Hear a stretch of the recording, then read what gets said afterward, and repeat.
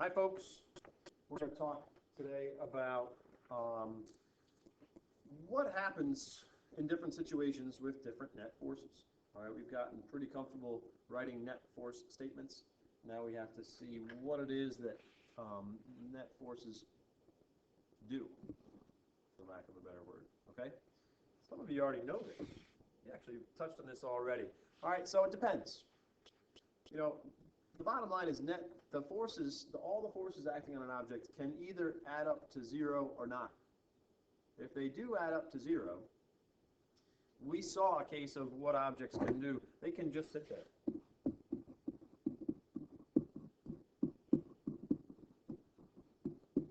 Put that in quotes.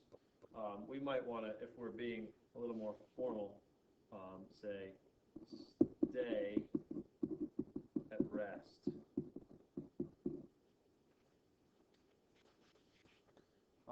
Well, they can do something else also. And it might be a good little connection from this, right? Oh yeah, objects at rest stay at rest, and objects in motion can stay in motion. So they can also, or stay in motion. Now, when we say stay in motion, we have to be specific about that. That motion has to be at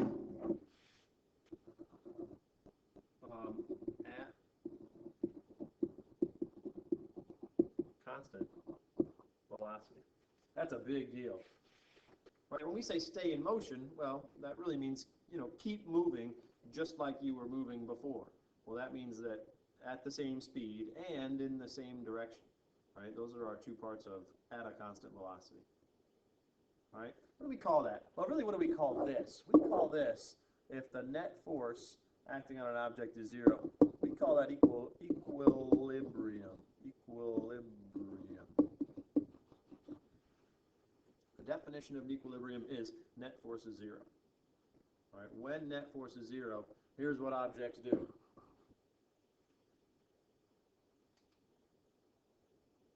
Right? And that's Newton's first law.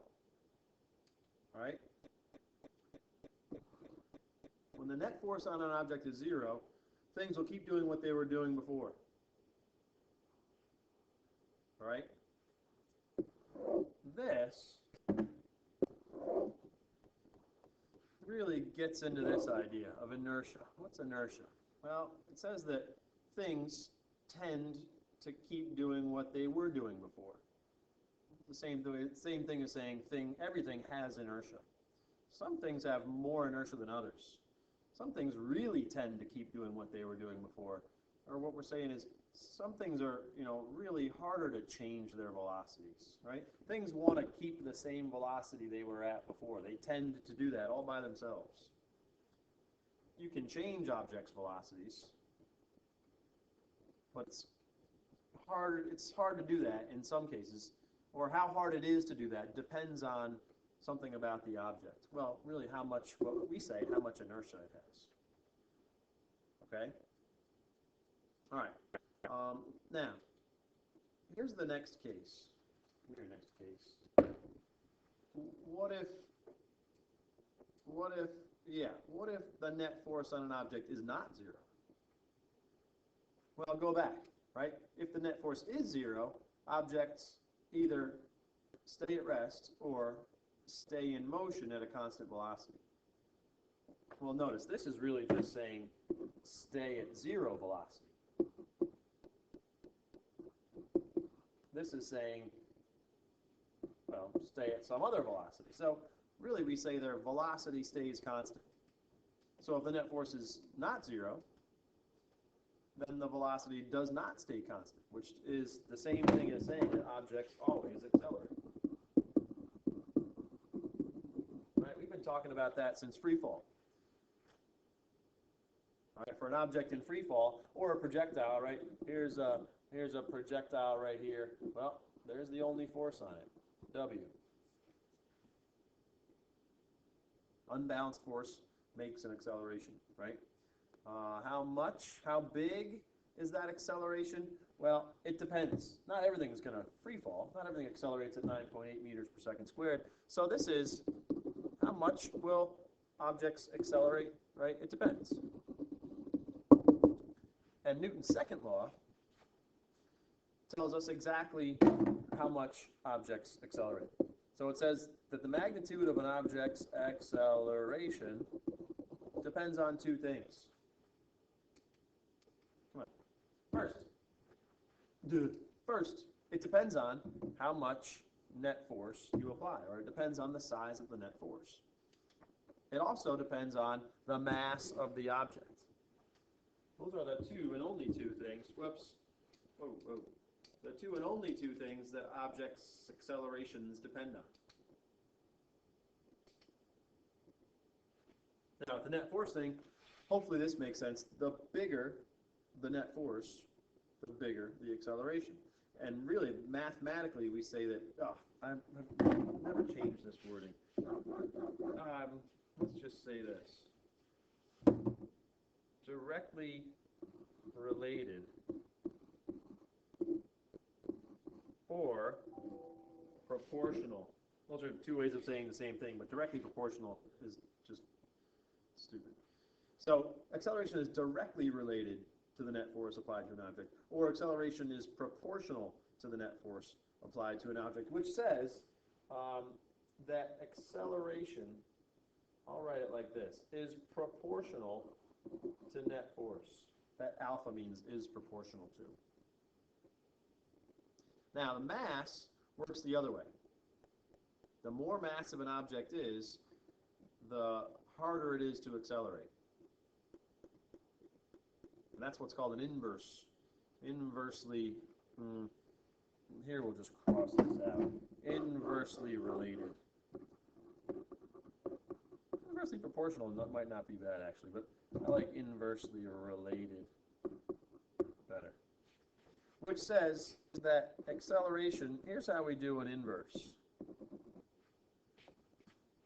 So over here, this says if you have, 6 times the net force on a given object, you'll get 6 times the acceleration. This says if you get, 4 times more mass, you're likely to get 1/4 the acceleration for any given net force. Okay? Now, we combine these to create what we call Newton's second law.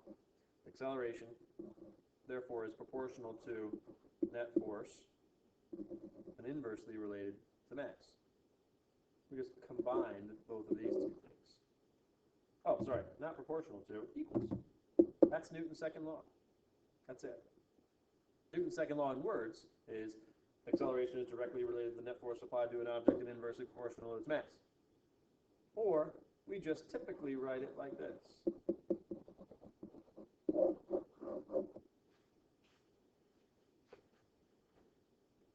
That's your new solution to every problem you do. Or at least it's the start to the solution. Okay? Now, let's look at a few net force situations. Let's look at an object just sitting there. Just sitting there. Well, here we go. We have the following forces. Sometimes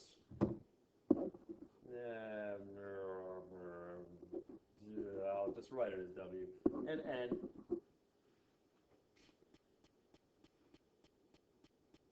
That's it, just sitting there. Well, net force is 0. Acceleration is 0. Right, these have to agree. And in this case, velocity is 0. Okay, let's say we make this thing speed up. Well, it still weighs something. There's still a normal force.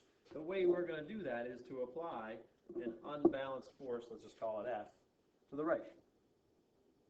Well, the net force now is to the right, which by definition has to create an acceleration to the right. And now a velocity to the right.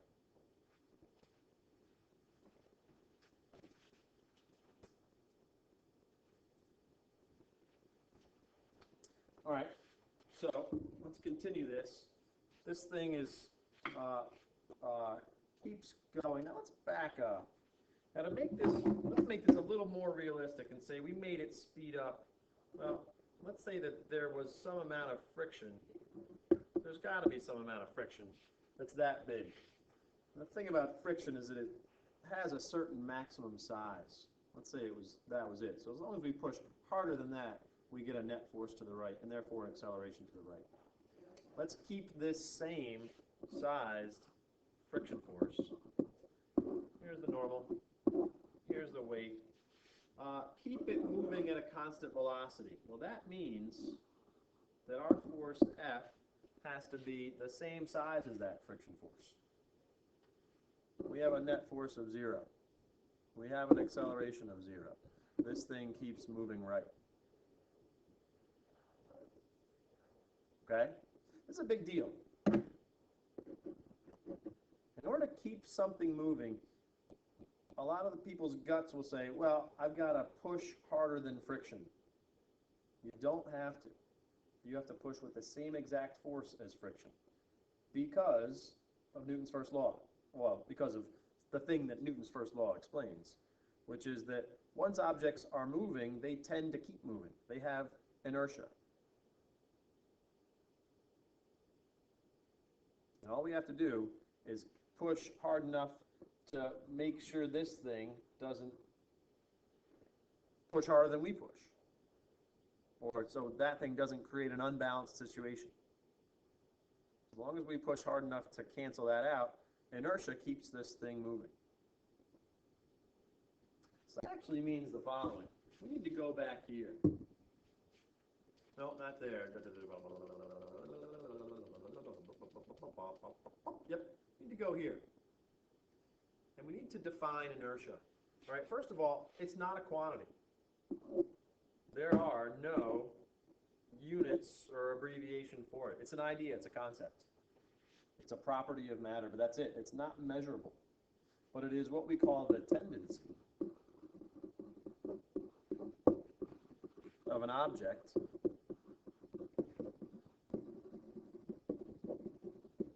to maintain its current state of motion. Or really, its current velocity. Or, alternatively, we could say it's the resistance of an object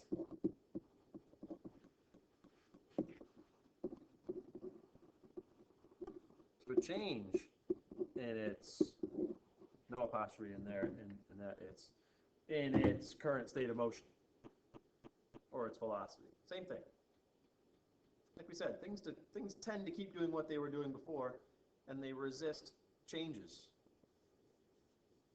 Okay? So there's a good definition of inertia. Where are we at? Not that one. This one? Okay, now, let's say we stop pushing. Well, we stop pushing. There's W. There's N. We'll dig. The friction force is still there. This thing's moving. It's moving that way.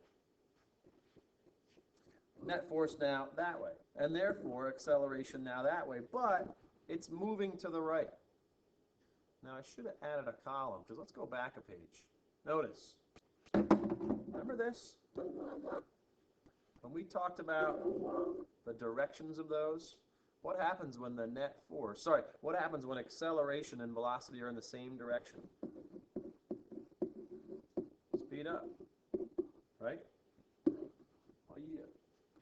What happens here when acceleration and velocity are in the opposite direction? Slow down. Well, we stop pushing, that's what's going to happen, right? Yep. Okay. Let's look for a minute at this case.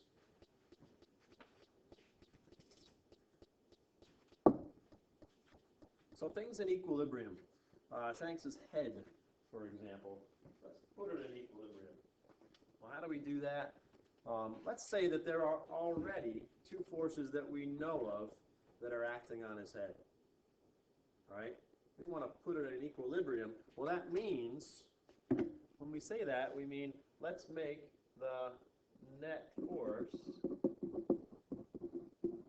acting on his head 0.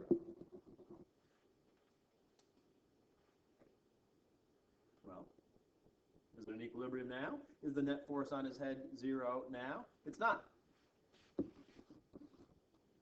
How do you know? Well, the sum of those two forces is not 0. They're not equal and opposite. So we've got to add a third force. I mean, we could do it with a third force. There's lots of ways to do this. You could do this, right? I could add a force like that to counter that one, and a force like this to counter that one, and that would put it in equilibrium.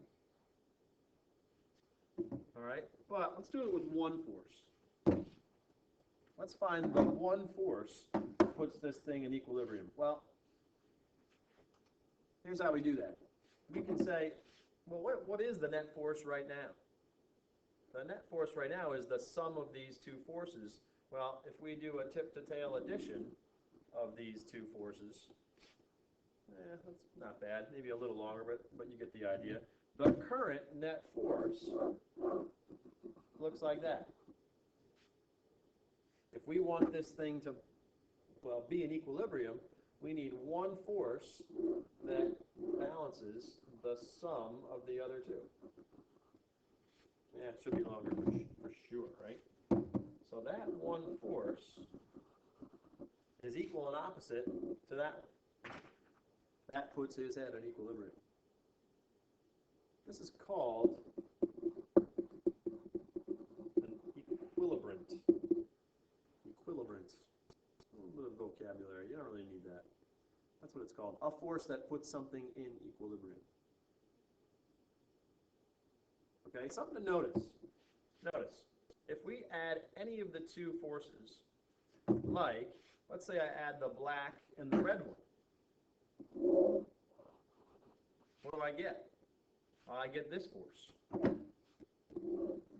Oh, look, that's the same as this one, equal and opposite, right? If I add, which other ones have I not added? Oh, yeah, if I add the black and the green one, look what I get. Oh, I get this one, but in the opposite direction. So any two forces that you add, if there are three, are going to add up to to be equal and opposite to the third. Or if there were 100 forces acting on something and you added up 99 of them, you'd get one force that was equal and opposite to the 100th. Assuming the thing's in equilibrium, of course. Okay? Whoops. Yeah. Now, there's something that we call a special case of equilibrium that we call static equilibrium, and static for us means stationary. Okay? So let's say that Shanks's head is hung by these two chains that pull with those forces. Now, it doesn't mean the chains are that long. Remember, these vectors, their length represents the strength of the force, not how long any cable is or anything like that. All right?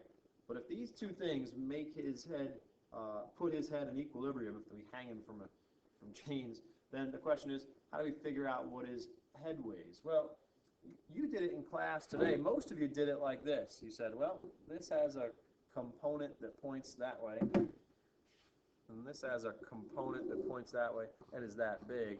And we got to add those things up to give us the downward force. So that's true. That's absolutely true. All right. Another way you can do it, though, is we can say, well, these two forces, look, yeah, there it is. These two forces, F1 and F2, add up like that. And if we want the net force to be 0, look. So this really is the weight force. And notice, if we add up these three forces, the resultant goes from beginning of first vector to the end of the last vector. There is no resultant. So if you today had taken all three, we had the mass hanging there like that. If you had taken all three of those forces, or or at least, I'm sorry, the two forces that you measured from the tensions, if you had taken them and drawn them to scale and added them up, you would have seen that the weight force should have been the third force that makes this total force add up to 0.